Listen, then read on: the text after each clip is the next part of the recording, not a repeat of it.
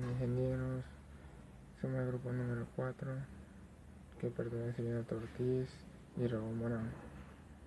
Le vamos a dar una explicación sobre la guerra cristera de Guanajuato. ¿Ya?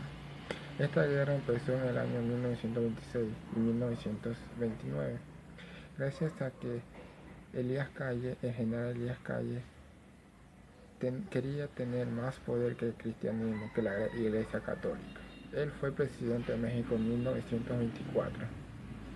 Él quería reducir el cristianismo porque no quería que el cristianismo sea más que él, que tenga sobrepoder sobre él. Él quiso cerrar las iglesias en México, pero viendo esto, las personas que defienden el cristianismo se opusieron y empezó a haber una guerra civil. Los soldados de Elías Calles con los de cristianismo, las personas. Gracias a esto murieron más de 100.000 personas. 100.000 personas murieron, unas por defender el cristianismo y otras por defender a Elías Calles. Esta guerra terminó cuando ya Elías Calles se dio cuenta que no podía contra el cristianismo. En fin, el cristianismo nunca se va a acabar porque somos más que los que eran Elías Calles.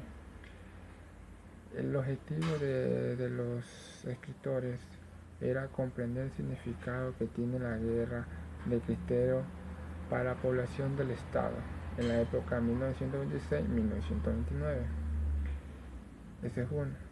Segundo objetivo, entender las expresiones y vivencias de criterios durante la guerra que hubo. Ya. Tercer objetivo, documentar los sucesos de la guerra, particularmente aquellos no registrados en literatura disponibles.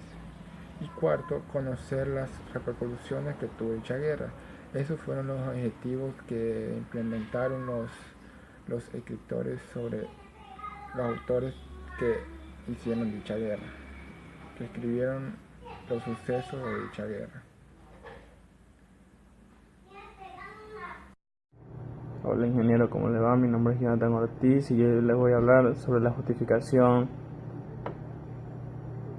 Muy pocos estudios se han realizado en el estado de Guanajuato para documentar los sucesos de la guerra cristera de 1926 a 1929. De manera especial en los municipios con menor población, la literatura disponible se concentra en el conflicto a nivel nacional o estatal.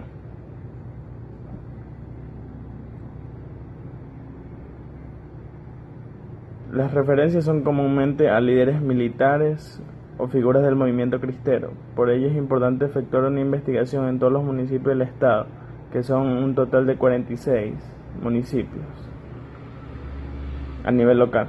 Desde la perspectiva de los sobrevivientes que experimentaron en carne propia directamente ese conflicto, o lo escucharon de sus padres o sus ancestros que les contaron la historia de todo ese conflicto, se revisaría físicamente los lugares donde ocurrieron estos hechos, así como los archivos que quedaron disponibles. Ambos se irían registrando. Cabe resaltar que en la actualidad el número de sobrevivientes es escaso, porque el conflicto se inició hace más de 80 años. Es decir, que no hay sobrevivientes de ese conflicto. Pueden haber pocas personas, pero ya no hay bastante. Es una última oportunidad para recolectar sus testimonios directos. Existe pocas posibilidades de coger testimonios de personas que vivieron en esa época, sino que los testimonios son porque le han contado a alguien o por cuentos o algo que hayan leído en algún lugar. La viabilidad. Al inicio de la investigación se carecía de apoyo por parte de alguna institución. Los recursos provendrían de los investigadores, por lo cual solamente se incluiría en una primera etapa los siguientes municipios: Apaseo el Alto, Apaseo el Grande, Celaya, Irapuato, Juventino, Rosas, Salamanca, Villagrán, Tarimoro, Salvatierra, Acámbaro, San Miguel de Allende. Contexto o ambiente inicial. Cada cabecera municipal sería un contexto o ambiente. El proceso de inmersión en el campo se resume así por el investigador. Al llegar a cada municipio, lo primero que hacía era dirigirme a la presidencia municipal, es decir, la alcaldía de cierto lugar, y preguntar sobre la ubicación del archivo histórico. Ahí es donde el investigador se debe trasladar, el lugar o la población. La mayoría de los archivos se encontraban en la misma alcaldía. Después de consultar el archivo, preguntaba al encargado del mismo quién era el cronista de la ciudad y dónde vivía. Además, le cuestionaba qué personas ancianas conocían la ciudad que me pudieran dar testimonios, porque uno debe recabar la información de personas que pasaron ese momento, es decir, las personas más longevas que hay en esa región.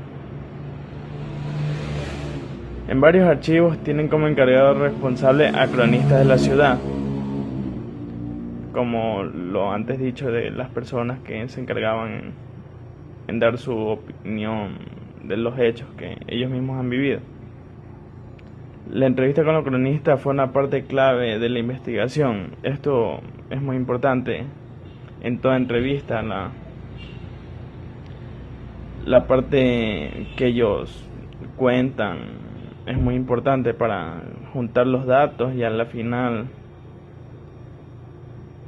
llegar a un punto donde lo que se fue a investigar va a tener algo concreto. Una vez que obtuvieron los nombres y las direcciones de los testigos del movimiento, la tarea consistía en ir a buscarlos uno por uno,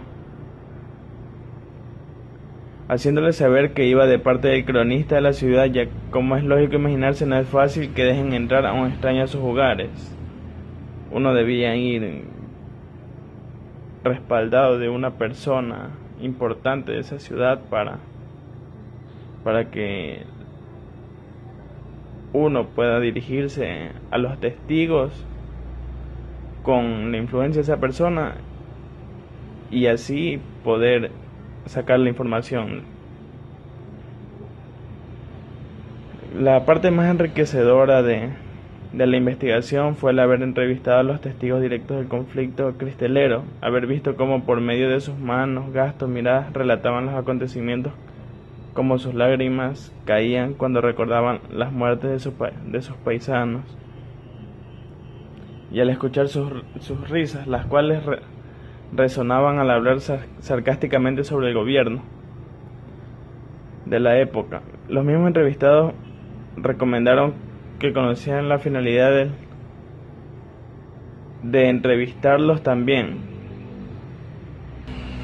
El haber hecho esta entrevista fue rescatar las memorias de esas personas que vivieron un momento, porque ya con el tiempo esas personas van partiendo, viene una nueva generación y esa generación debe enterarse de los hechos que pasaron sus antepasados,